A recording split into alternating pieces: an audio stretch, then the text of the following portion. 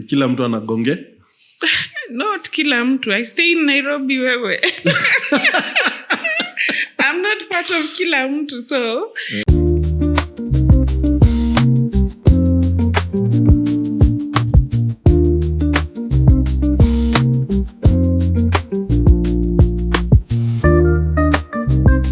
Ladies and gentlemen, welcome once again to the Lighthouse Podcast.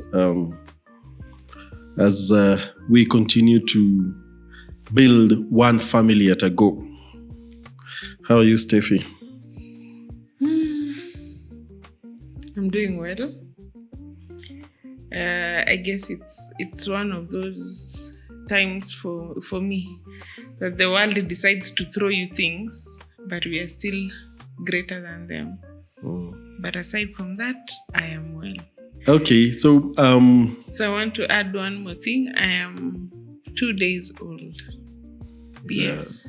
By the time we're shooting. Is it 2 days or a day? Today's 2nd August, yeah? Day Producer, 2. today's 2nd. Yes, I'm 2 days old.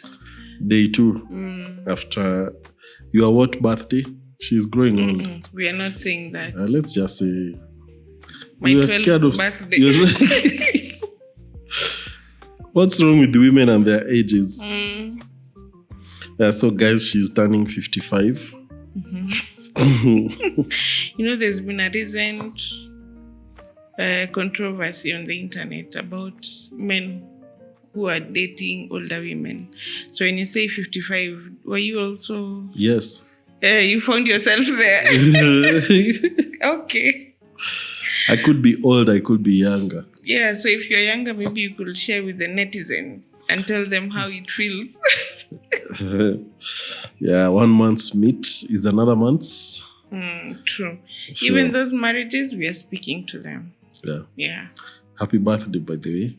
Belated. I know it's still your birthday. No, it's still within the season. Let me accept it because it could be coming with Maldives. So thank you. Yeah, so we are recording this 2 days after her birthday. Yeah. So, sure. Today is another interesting day. Yet another Lighthouse podcast. But you've never actually asked me how I am. I've just thought of it. Maybe or it's not important. Men are not supposed to be. Does it mean that behind the scenes I've been the one who's been asking you? But then you've been asking on camera, so... Excuses. Meskia excuses watu. Yeah. So, I'm doing well. Fine. Since we last checked in here. Normal pressures. Extreme pressures of the world. But God is faithful despite. So today we are going to talk about jealousy and trust. This is a very risky thing. It's actually something that many people do not like to admit, especially jealousy. What comes to your mind when you think about jealousy? I can look at it from the tiniest form. Like when a couple gets a child, and most of the times it's the man that becomes jealous when the child is a boy. Like today I was watching something on Instagram and the guy was busy helping the wife in the kitchen. The wife was breastfeeding the son, and then he was looking at him like, my wife just got another man, because now this little guy is taking all her time. So I think that's just the smallest form of maybe putting it into a visual image of what jealousy could be. Yeah. So it's actually a very uneasy feeling. One feeling that many people do not like talking about. It consistently whispers in your ears. But many people wouldn't want to admit, I'm jealous.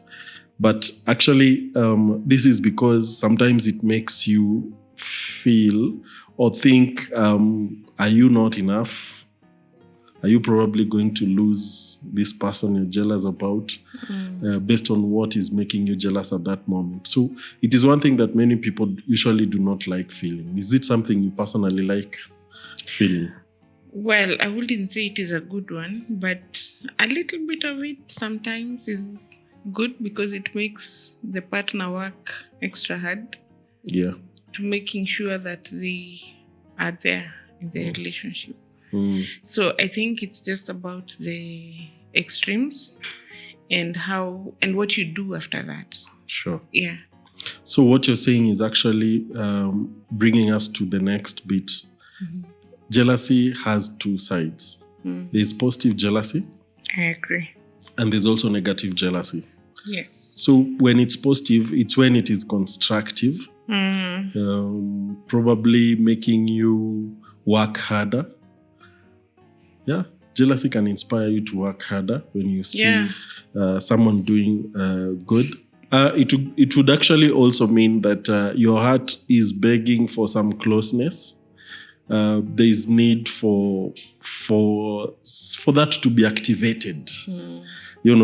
That there is deeper need of some reassurance that things are actually okay. That's when it's positive. Yeah, I think we're all human. Yeah. And once in a while, it's good to give that kind of reassurance to your partner. Yeah.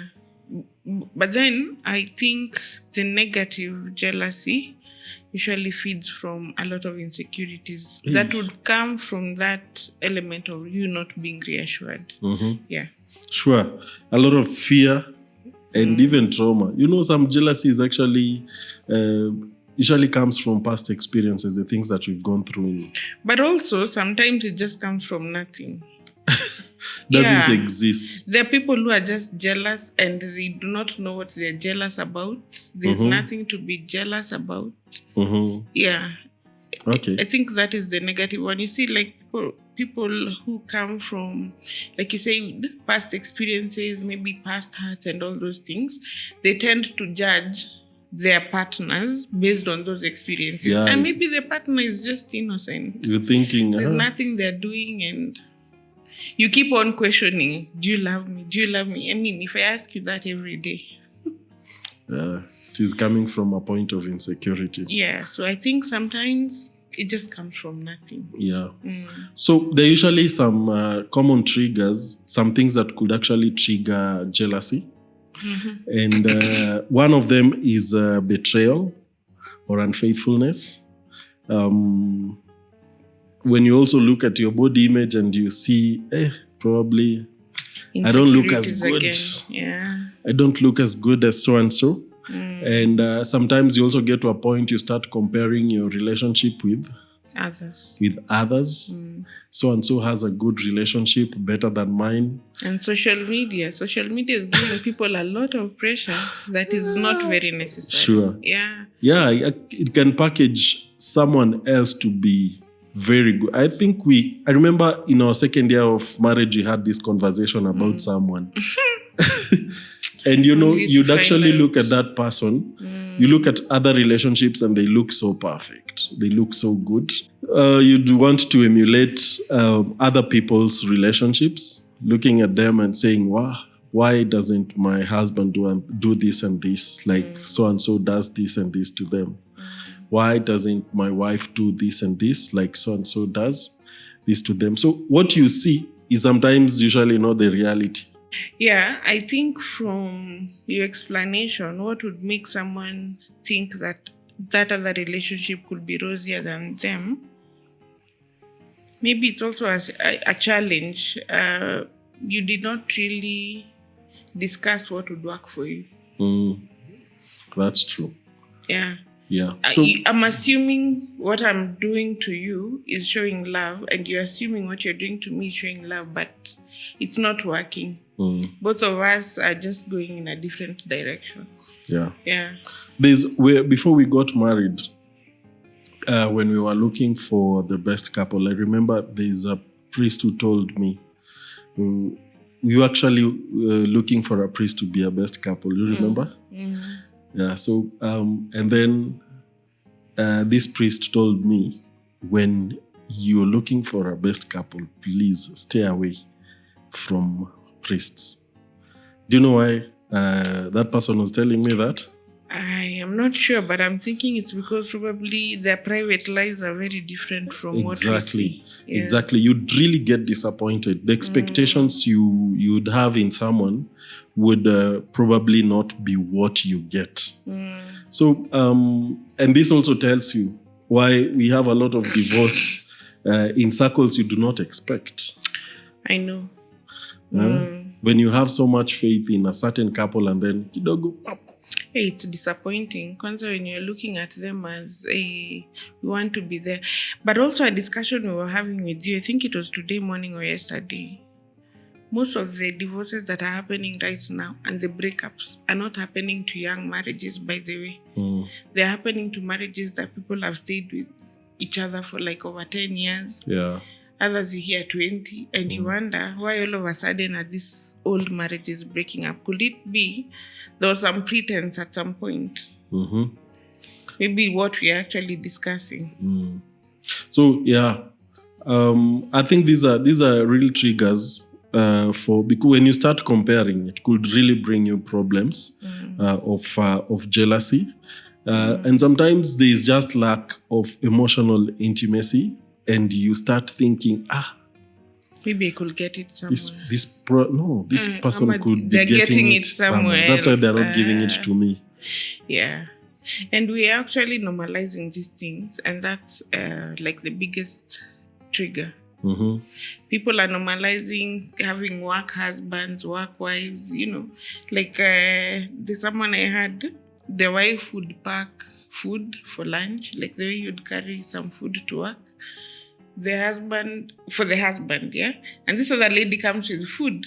So in the office, they exchange. The teen comes back home empty, but it's actually not him who ate the food. You're actually feeding other people in the office. And I think when you start getting to realize such things, maybe they could be doing it in good faith, but good faith, really? I don't know. But maybe such things would bring up a lot of jealousy. I would be mad. Hey, I'm not just jealous. Me, I think I would be mad. I think I take my husband issues very seriously. So, yeah. Sure. So I just want to ask you guys home there. I have a question for you. How do you respond when jealousy arises in your relationship? Do you shut down, lash out, or reach out? This you're addressing? Let them tell us. What do you do yourself? I book again the 3 options. Do you shut down, lash out, or reach out? Depends with what we are handling. Sometimes you just don't reach out. You start with lashing and then you discuss and all those things. But the other times you would reach out. So reaching out is usually the end. I think for me it would be a little bit of each of those options, depending on what we are dealing with. Okay. Yeah. Sawa. I'm playing safe. I've seen how safe you're playing. Okay. So on the other hand is trust. It is usually said that trust is like the glue of marriage. But you didn't give us your answer. Yeah, for what? Yeah, even I also wanted to ask, where does, when it comes to jealousy, where does not mentioning it lie in the 3? Like the fear of mentioning it and then it becomes something totally different. Or I just keep it to myself. Yeah, shut down. It's in shutdown. Yes. You could actually do 2 things. When you do what? When you shut down, you could either be silent about it and it eats you from inside, or you shut down from the relationship. So there's some shutting that is about to happen. Yeah. So all of us react to jealousy differently. Tell us your type. Do you shut down, lash out, or reach out? You tell us first. Mine? Yes. I think for me, it actually depends on the situation. But hey, I'm usually reactive. Yeah, and you very. know that. Yes. I react immediately. I put a cage to ensure I protect my heart. Yeah. So if it is, especially to protect myself, that's when I do that. But sometimes I also decide to be the bigger person and eat it up or work. Or shut it down like our producer just asked. I rarely shut it down. But I think sometimes actually the things that you just let go. Sometimes this one, they're not going to meet the next day. I know there are people who tried to throw arrows sometimes, and I look at them and I'm like, Aki Collins will not look at you a second time. That brings us to the next issue. The issue of trust. And it is usually said that trust is like the glow of marriage. It is, it is one thing that if it doesn't exist in a marriage, then there's no marriage. Okay? So when you trust someone, mostly we'd say that you're feeling emotionally safe. You're just feeling some sense of security. Some type of way. Sure. Some sense of security coming with the relationship. But then it also breaks sometimes. Okay? And once it's broken, that's where the problem is. If you are told to define or explain how trust breaks, what would you say? How it breaks? Yes, how someone can break trust. Wow. Can use one word. Okay. Betrayal. Give examples of betrayal, probably. Betrayal can be on anything. I mean, we've agreed. You see, it even starts from, let me use people who've gone to church for a wedding. You did a vow in church. You vowed to love, to protect, to uphold, and you decided to break any of those things. That's betrayal. Yeah. You sit and you feel like you want to share conversations with another person other than your partner. Conversations that, and even you deep down, you feel like, actually there's that instinct that will always tell you, this one, I am going beyond what is expected to be done. And I think betrayal is just anything that is done that is against, or maybe to better put it, something that you wouldn't want to be done to yourself. Yeah. Sure.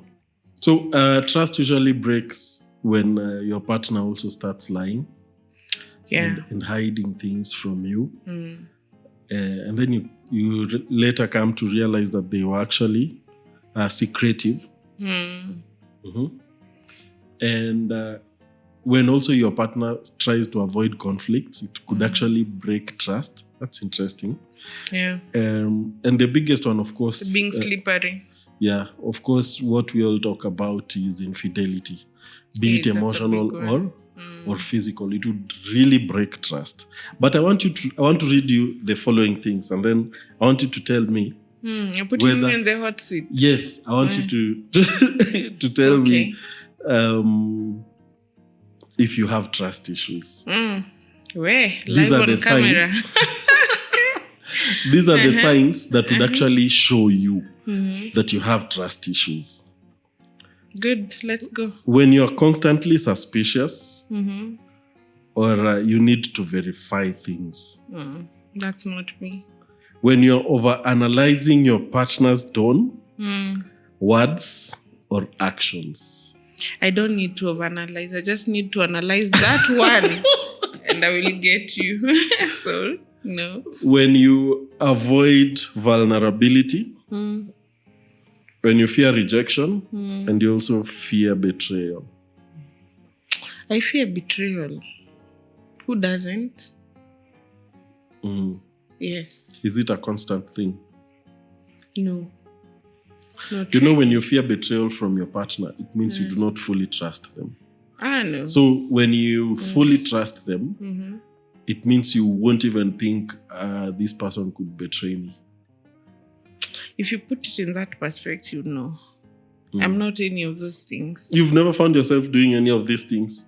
No, by the way, there's that element you said when you like once in a while, I can take, there are days I even stay with your phone the whole day and I might not even check what the texts are. But maybe there's a text that will come in, but this one I am checking. That's not overly. Like once in a while, I would check. Yeah. And not that I would...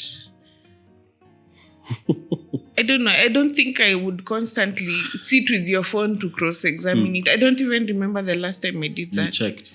Yeah. I think some people really go overboard. Your partner, you see how he's speaking, this man is cheating. Amefinya sauti sana why kwa simu. he's talking. Yeah, so when you try to overanalyze a lot of things, the words, the actions, someone has just gone to the toilet normally, or even just out with the boys, and the calls out with the girls. Some people are even scared of letting their wives go out. Alone. Yes, and you start analyzing issues. You'll always find something wrong. Yeah, but I don't blame those guys, by the way. Right? You don't know what they've been through before. Yeah. Maybe there's something that this person has done that makes them to be in those positions, those ones that you've mentioned. Yeah. Yeah, because I am not a mad person to just come from nowhere. Like you see there, I'm telling you, I would rarely check your phone and look at issues and check every message, tick every dot and all those things. But if you find me doing that, what have you done to lead me to that suspicion? Sure. So I think it's not just about the person who is fearing betrayal, who is over-examining your tone and all these things, but also this other person, what have you done? You remember where you started from in terms of someone wanting some reassurance. Because you see, it's a two-way thing. I need to feel confident about you for me not to do those things. Yeah. But we're not saying it is. You see, what we're actually not saying, we are not saying that having trust issues is wrong. If someone has given you reasons for you not to trust them, then it means there is a problem, and you need to start going the road of doing what? Of salvaging the relationship. Become a CID. Exactly. But don't overdo it. Don't overdo it. Because the more you do it, people are always crafty. Or if you do it and you don't find anything, like me, I would be so mad if you pick my phone because of your jealousy or maybe you thinking there are things that are happening, then I give you the phone. Please check. Make sure you come out with something. Because when you don't, there's already something you've planted in me, Yeah, so even that, having jealousy when it's a non-existent issue is very risky. Because from then on, that relationship, there's a crack. There'll be a serious problem. Yeah. There are people, especially people who cheat. People have crafted crazy ways of doing it. Because maybe someone is cheating, that's why they're doubting the person who is also mwizi. Set a thief to catch a thief. Yeah. Mnajikuta nyote. And like we are saying, it's not bad to have trust issues when probably they are stemming from childhood experiences. You've probably gone through traumatic experiences that have put you in situations that you felt neglected at some point. That's true. And you developed trust issues at that time. Yeah. Yeah, like you see, there are people who've been damaged even with their parents. Sure. Yeah. Maybe they went through some very crazy childhood. That's true. So telling them trust a man, I mean, you have to really work hard towards that. That's true. Yeah, even people who've gone through tough issues in their past relationships. Yeah. I've seen a lot of people say they are not ready for marriage because of their experience with So that means your partner really needs to be very mature enough to know where your insecurity is coming from. Sure. And maybe support you through it. Yeah. Yeah. And some would actually be what they have experienced within that specific relationship. Yeah. They've been going through a lot of emotional, deep and serious issues, and you need to to be keen enough to know that you actually need to either start the road of building the trust, okay? And it doesn't come instantly. When you've realized you've broken it, it cannot come back instantly. And you it's have not to even an cultivate assurance it will come back. Yeah. But depending I think on how cracked that glass is. That's true. Yeah. But just try a little. Be honest. You know, the first step is actually being very honest. Ukishikwa, shikamana. Be honest and start keeping your promises. When you promise, because people will always have trust issues with you when you do that. Now, Liz, today I've forced myself to be a guest on the podcast anonymously. I want you to just think about it. You might talk about it, but I don't know. I just read something this morning that about 50% of women in marriages have a backup partner. Wow. Just in 50%? case. About 50%. Jesus, why are you looking at me like this? I'm not part of the 50%. Where? I knew Collins would look. You will look at me would like put that this. face. But 50% is super high. That means in every 2 ladies, there's one who has a backup person. So there's no lady here, you. So there's no probability. No. The maths are not mathing. Where? But anyway, that 50% is too high. It also tells you a lot. You know, the statistics are about ladies, yes, but they also tell you something about men. Why would a woman have a backup person? Maybe you're because not... they either do not trust you. Me, I think women are very hopeless romantics until that trust issue comes in. And then these days, it's like they're saying, fear a man who cheats. But a lady who cheats is even worse because you might never even discover it. You know, ladies know how to play around with your psychology. So maybe that's why it's at 50%. Something you did, they decided to keep quiet. They never asked you. You continue, not you, but I'm talking about men. You continue doing it and they tell you, please, by all means, continue. They're also doing things on the side. So it had to start from somewhere, but 50% is way too big. Yeah. That's risky. It also means 50% of marriages are almost collapsing. That's why we exist and that's why we're here. Saving one marriage at a time. I really hope I think the silver lining is to just say that the study was done in UK. It's a UK study. I don't know what the stats will be if they came to Kenya. Maybe even Kenya's even. Remember, like the lady we were watching yesterday was saying after she got divorced, she has like 20 ready to take her in. I don't know how true that is, but there's also another one who went for a photo shoot to celebrate the divorce. Yeah. Hey, I'm telling you. So, I remember that it's a lot. That line that Nairobi, it's all about sharing. Hey, I'm telling you. Nairobi. Nairobi is famous for that. Kila mtu anagonge. Not kila mtu. I stay in Nairobi wewe. I'm not part of kila mtu. So, what I think is people are, like I said, people are normalizing these things. And that's where the problem is. Yeah. Do you know, I think I've mentioned Theo a lot in this podcast. But even our second Bondora also asked me 2 days ago what I would feel like if I had a stepmother. Then I was asking her who has a stepmother. She started counting children in her class who have stepmothers. So what does this mean? Divorce. Weekends, maybe they go to spend time with the dad who is also in another relationship. And this is a child who is in grade 3. So, I mean, we are really adopting a lot of the Western culture. Some of them a lot of nonsense. I don't know. So guys, we need God. Yes, we surely really do need God. Yes. So how do you rebuild trust? Yeah, And it's how do you important to overcome jealousy? Because these are things that go hand in hand. Mm. And healing is actually not a one day. It's actually a walk towards healing. It has to be a process. It's not a one day thing. But you have to be intentional about it. You have to decide, I want to heal out of this. I've decided that I'm not going to be stuck here. And you're not going to do it alone. It has to be a two people thing. True.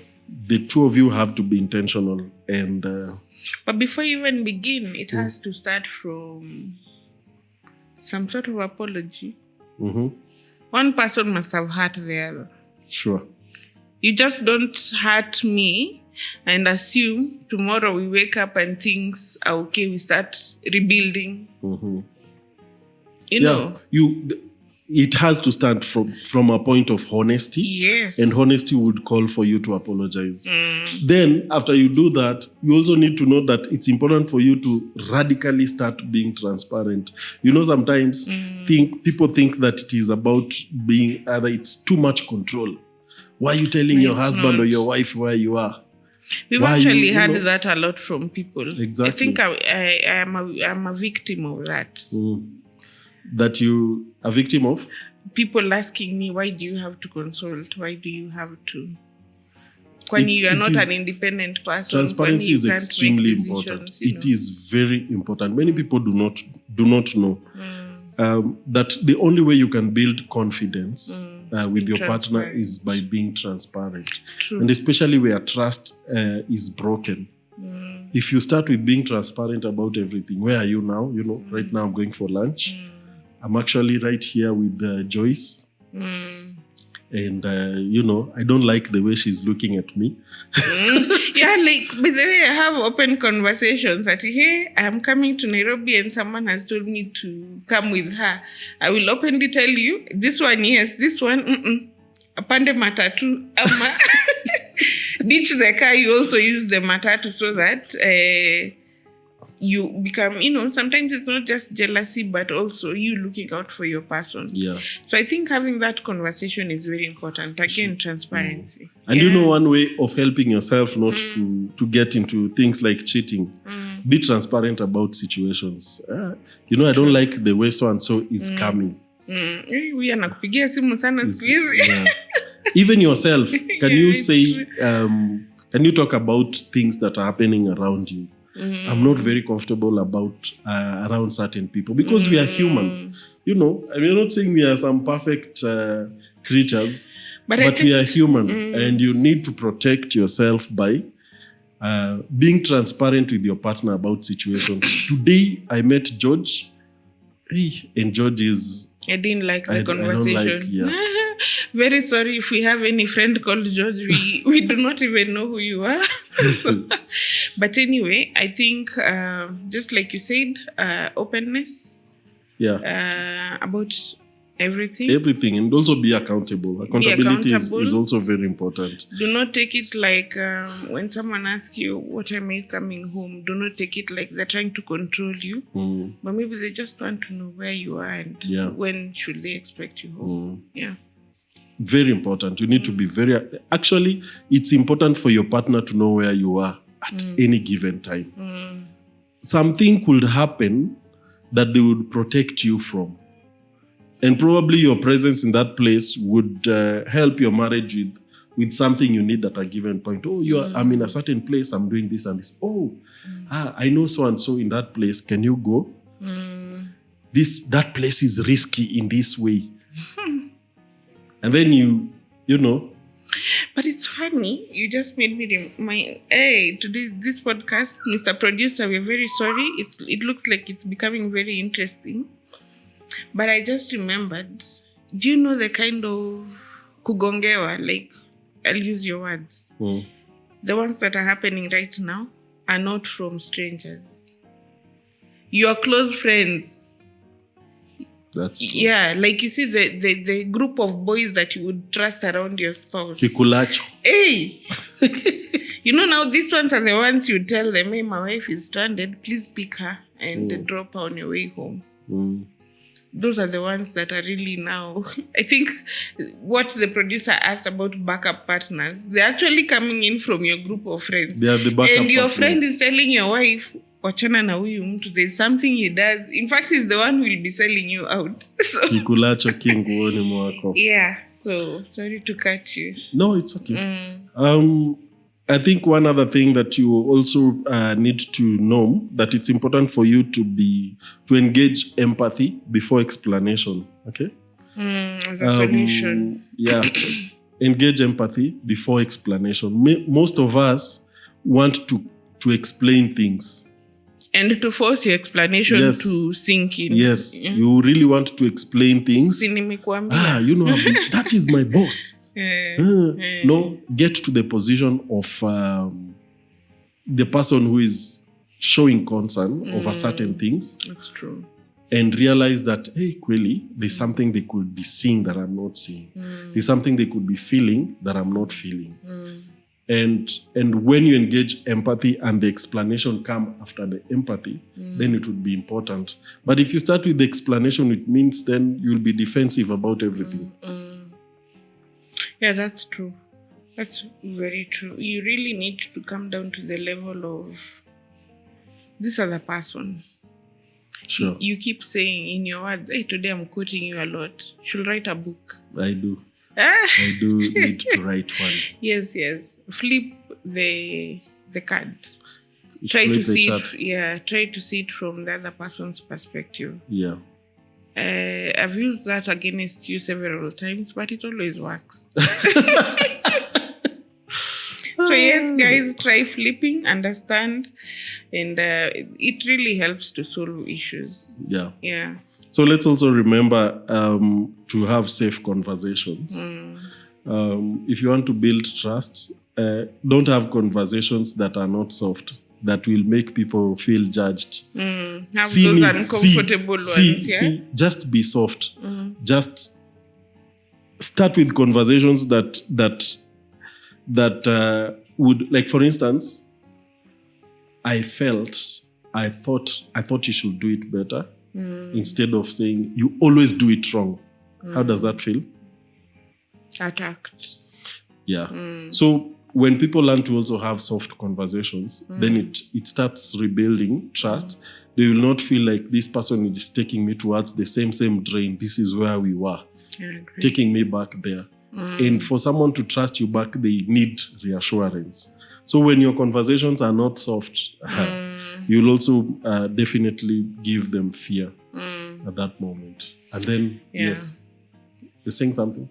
Yeah, like you hear people telling each other when you're having confrontations, if you can't be soft, if it's a man, look for another man to beat up. Don't beat up your wife. Yeah. Let it not get to that level. You'd rather even find other ways to cool down than come have that, but have that conversation. Yeah, very important. And then finally, I think we started with this. Forgiveness is a very powerful tool. When you offer forgiveness, it's actually a free gift you're giving to this person. They probably don't even deserve it. But when you give them that gift, then it clears everything from your heart. It helps you more. Yeah, actually, it lightens your burden. You, the person who is actually doing the forgiving, don't have to carry it around.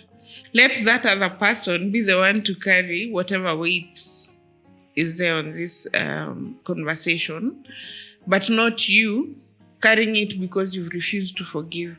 But also, I feel like it has to come out from a place of faith. Sometimes forgiveness is accompanied by faith. Like, it's really hard to find people who do not believe. Let me say, because the only thing I know about is Christianity. I don't know about these other faiths. But say you are a Christian, you believe in God, you believe in the cross, you believe in Jesus dying for you. So then, that is just the basic symbol of forgiveness. So even you, there's nothing that is too much that you can't get to that point. And I think once you do that, you start healing. Yeah.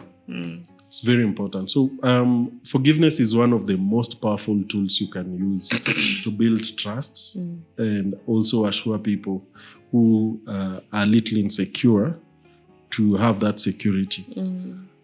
So, try it. It's not easy. It's not a walk in the park. It's and not you something won't do it once, you'll keep doing it. Pole pole. Even the Bible says how many times?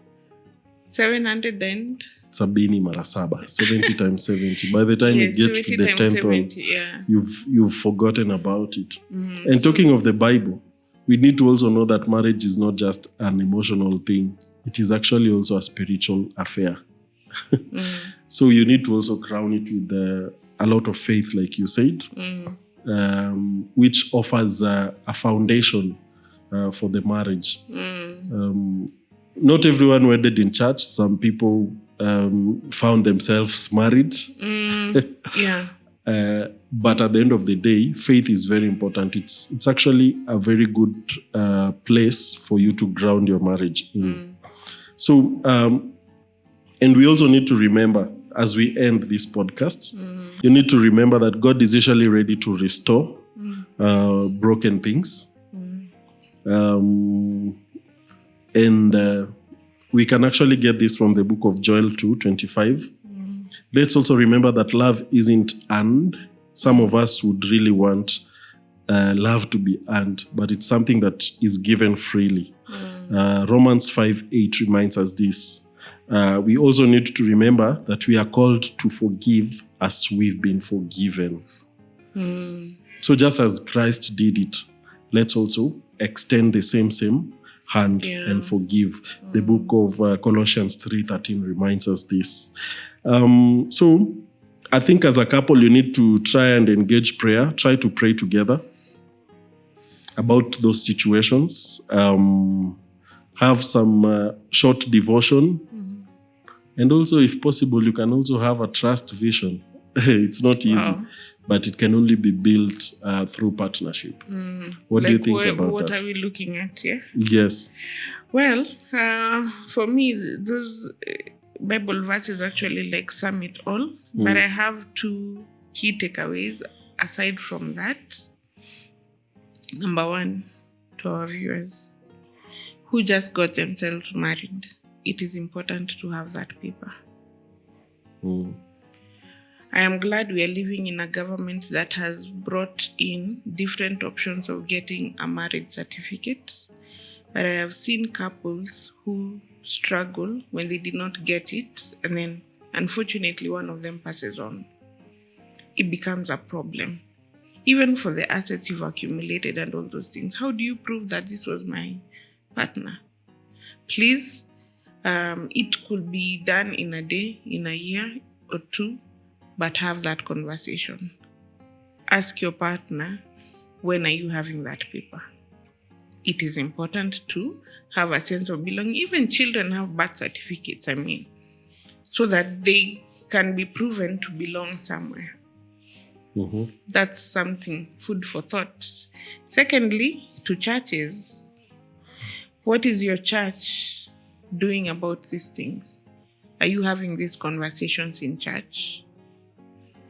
Is the church failing us? Is the church supporting us? And how can we make it better so that even from the congregants to the outside world, we can always start changing the narrative? I'm again thinking of that statistics of 50%. The church has a role. What is your church doing about it? You as a minister who's also watching us, what do you intend to do about these conversations, and how can we work together to change this narrative? My submission. Yeah. Thank you so much, guys.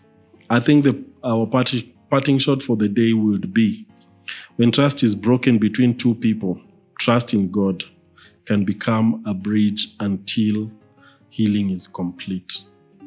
Have faith in God. Okay? Yeah. Faith in God would actually help do what? Bring a solution. Yeah, it is a big part of the solution. Yes. And as you go, I want you to reflect on the following. 1 Corinthians 13, 4-5 tells us that love is patient, love is kind, it does not envy, it does not boast, it's not proud, it does not dishonor. Is it dishonor or dishonor? Dishonor others. It is not self-seeking. It is not easily angered. It keeps no record of wrongs. So my question to you from this verse is, which phrase from this passage challenges you most right now in your relationship? Is it about the records you've kept? Okay. Is it about the wrongs that have been done to you? Are you easily angered? Or do you envy? Wow, that's deep.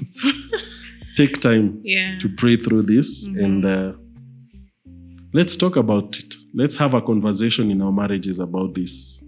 This has been the Lighthouse Podcast. Looking forward to see you in the next. Like, Adios. share, subscribe. Oh, can you say that again? Like, share, and subscribe. Good. Thank you so much.